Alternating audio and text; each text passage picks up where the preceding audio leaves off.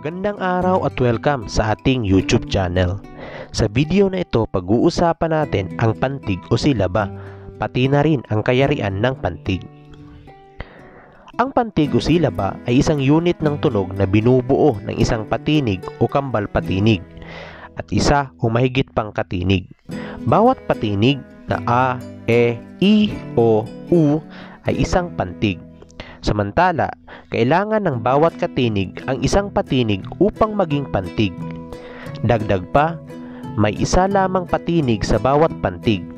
Samantalang, maaring mahigit sa dalawa ang katinig sa isang pantig. Ano nga ba ang kayarian ng pantig?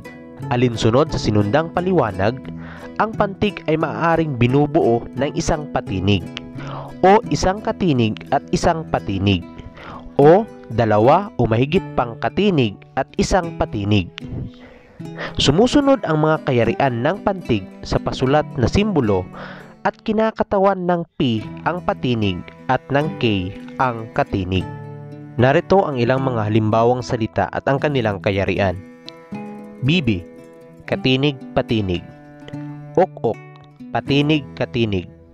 Pat-pat, katinig-patinig-katinig. Pla-pla, katinig-katinig-patinig. Arm, patinig-katinig-katinig. Dorm, katinig-patinig-katinig-katinig. Plan, katinig-katinig-patinig-katinig. Chart, katinig-katinig-patinig-katinig-katinig. Shorts, katinig-katinig-patinig-katinig-katinig-katinig. Pansinin na ang mga itinanghal na kayarian ng pantig ay nakabatay sa paraan ng pagsulat sa kasalukuyan at hindi sa posibleng tunog sa isang pantig. Sa gayon, hindi nito na ilalarawan ang pagkakaroon ng kambal patinig sa pantig dahil sa kasalukuyang tuntunin sa pagsulat ng pantig na may kambal patinig. Pansinin din na ang mga pantig na may dalawa o mahigit pang katinig ay malimit na taglay ng salitang hiram o salitang hiniram mula sa Espanyol o Ingles.